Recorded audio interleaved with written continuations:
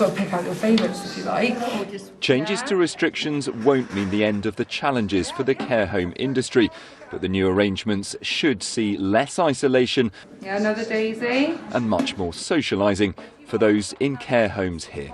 Andrew Plant, BBC News in Bristol. Joining us now is retired nurse Julia Knight, whose mother Evelyn is in a care home in Lincolnshire. Julia, thank you for joining us. What's your view on the timing of the removal of these restrictions in care homes?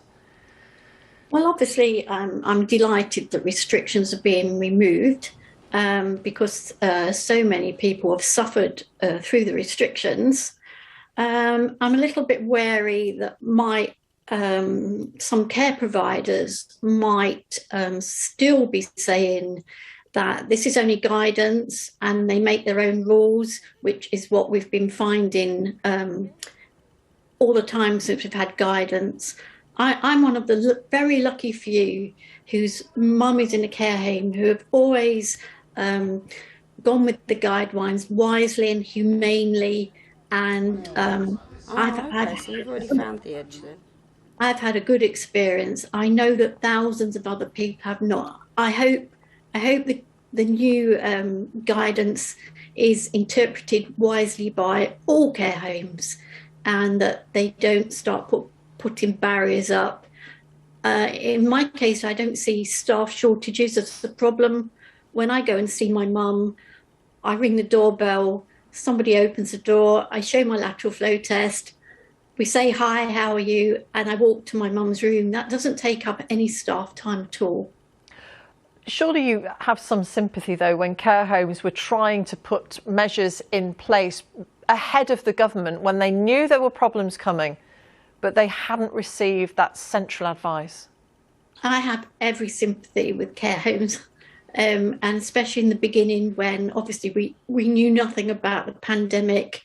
It was confusing for everybody. It was heartbreaking for some people who lost people without even seeing them. Again, I was lucky that my parents at the beginning were together in a care home, but had a very good manager who interpreted we didn't have much guidance then, who allowed me to be with my dad when he died, when lots of other people were kept away. I have every sympathy, but we've got so much knowledge now. We've got most care home residents and most of their family are triple vaccinated. We've got lateral flow tests we do every day. I think personally it's time for elderly people who are often in their last weeks, months, years of their life to be able to see at least one person. We've had the essential caregiver was implemented, but some care homes haven't recognised that. What difference will it make to I know. Sorry, Julia, we lost you there for a second. What difference will it make to? No, it's all right. It was just a fault on the line. What difference will it make to your mum and other people who live in her care home, the fact that they're not restricted anymore with the number of people who can visit?